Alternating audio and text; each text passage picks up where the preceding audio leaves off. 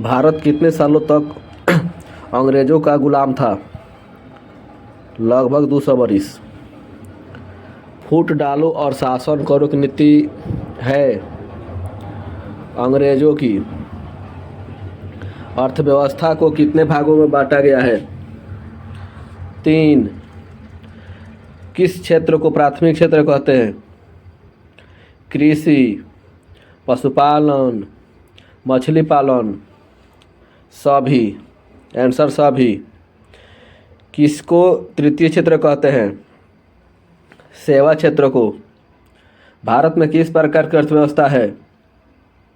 मिश्रित। एशिया के कौन सा देश पूंजीवादी व्यवस्था है? जापान। आर्थिक विकास की प्रक्रिया से समाज के सभी वर्गों के जीवन स्तर ऊंचा हो जाए उसे क्या कहते हैं? समावेशी विकास। ब्रॉडलैंड आयोग का संबंध है सतत विकास या सतत पोषणीय विकास से।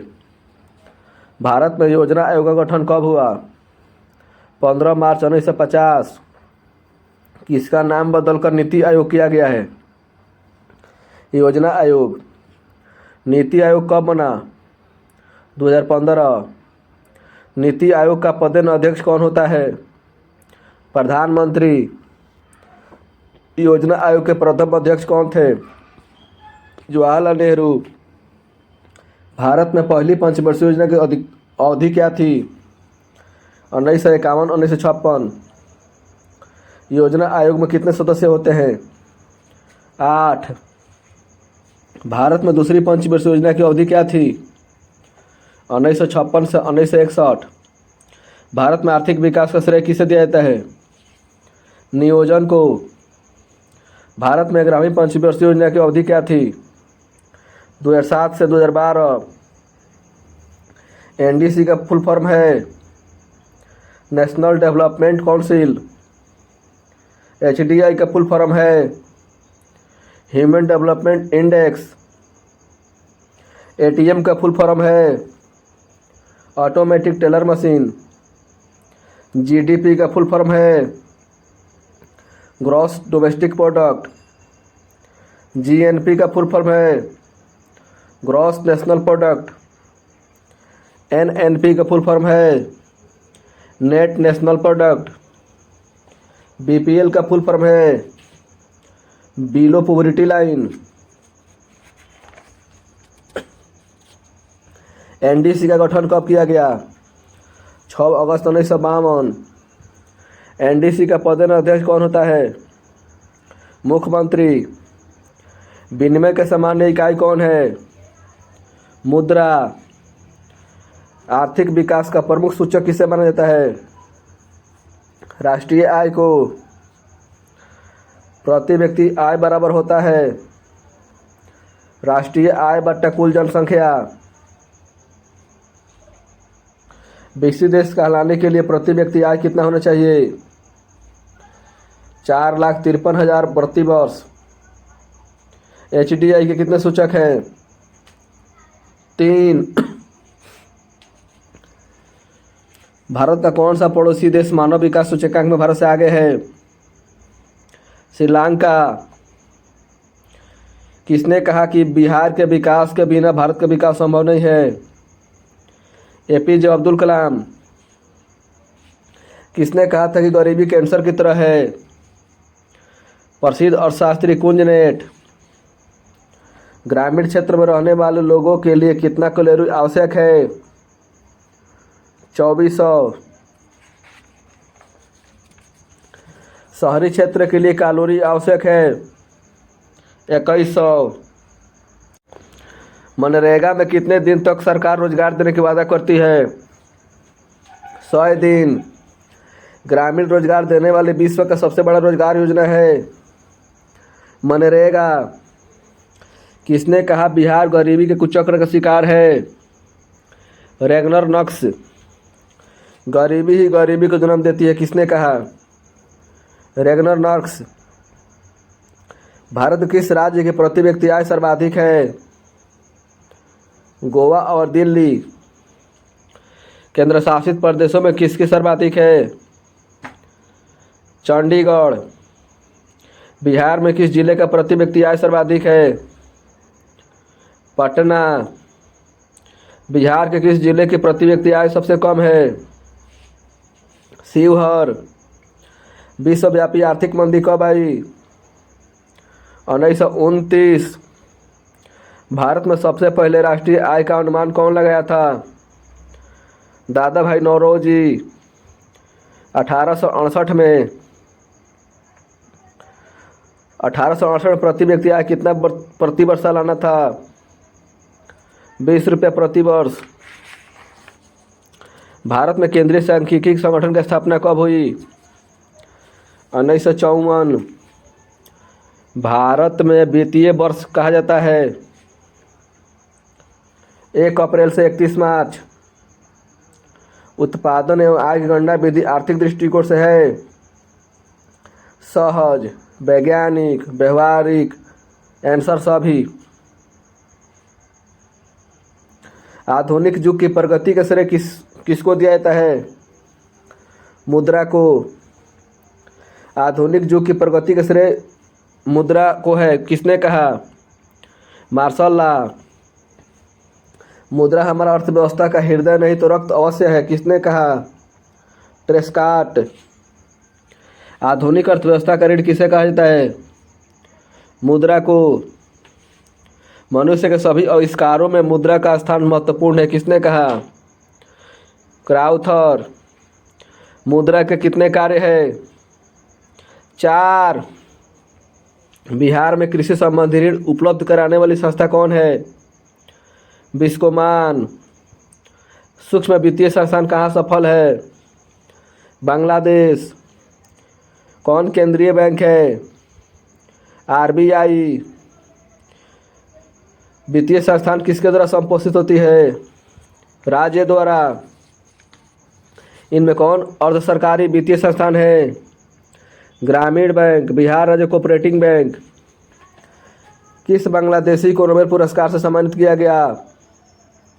प्रोफेसर मोहम्मद यूनुस को। भारतीय पूंजी बाजार कैसा ऋण उपलब्ध कराती है? दीर्घकालीन। किसी भी देश की मेरुदंड किसे माना जाता है? वित्तीय संस्थान को। भारत के किस शहर को वित्तीय राजधानी माना जाता है? मुंबई। दलाल स्ट्रीट कहाँ है?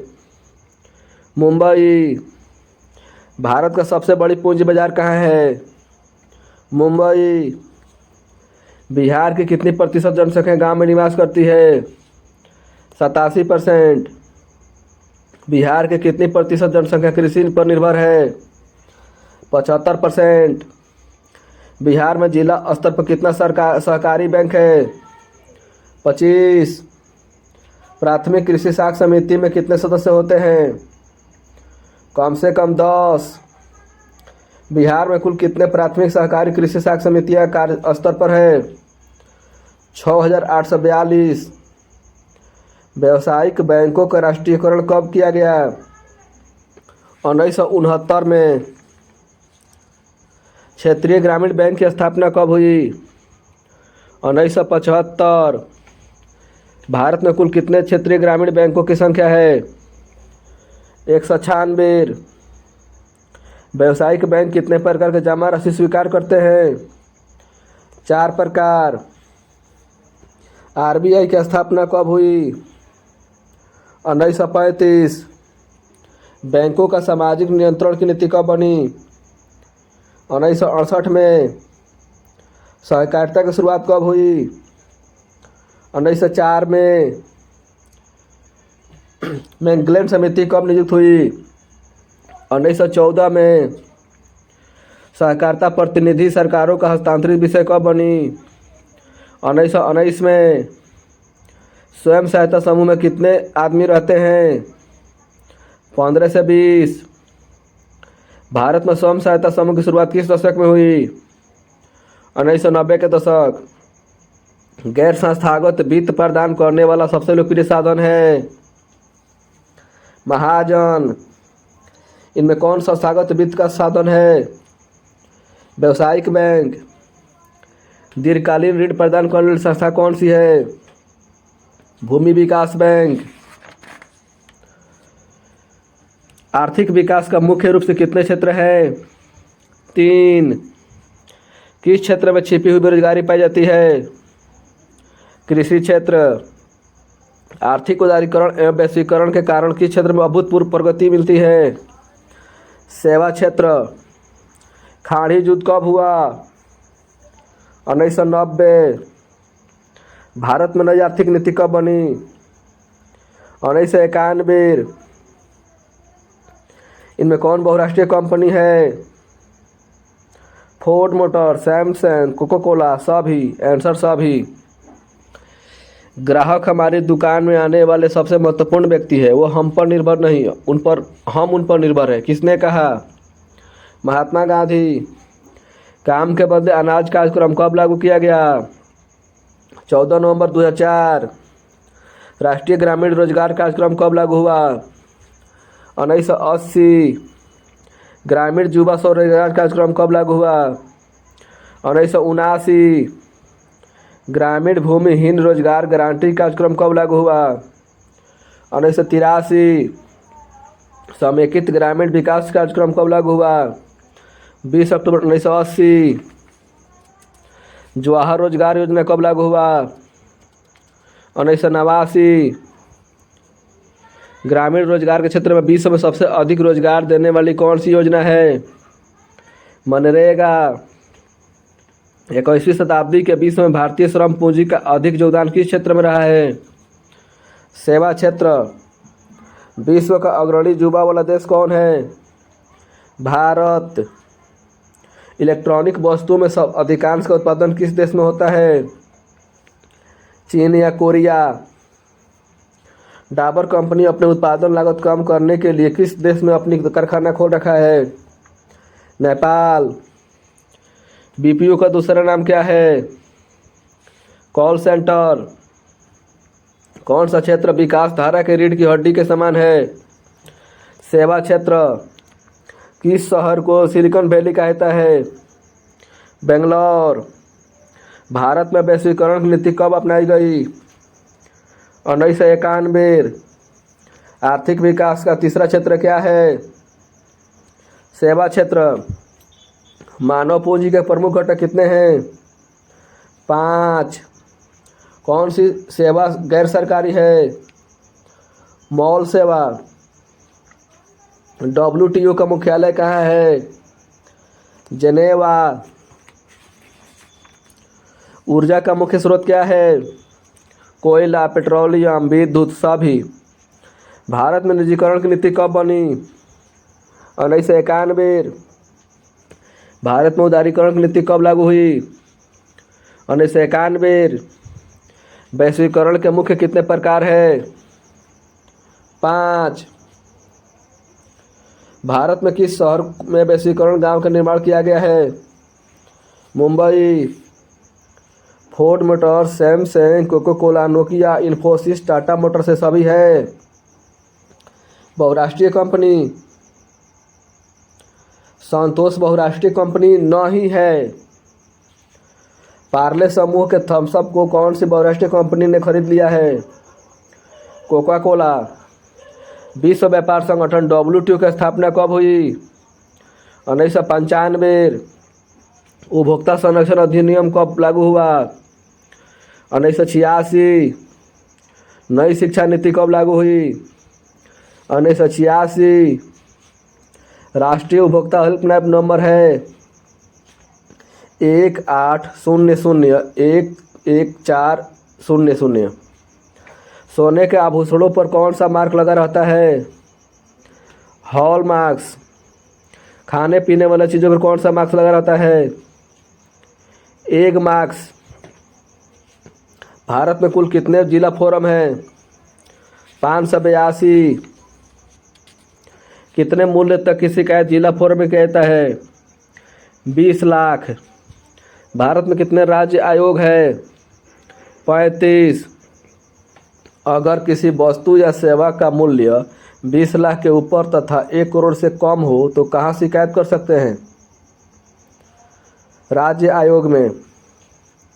मानवाधिकार का अध्यक्ष कौन होता है? उच्चतम न्यायालय के अवकाश प्राप्त प्रधान न्यायाधीश। अगर उपभोक्ता राष्ट्रीय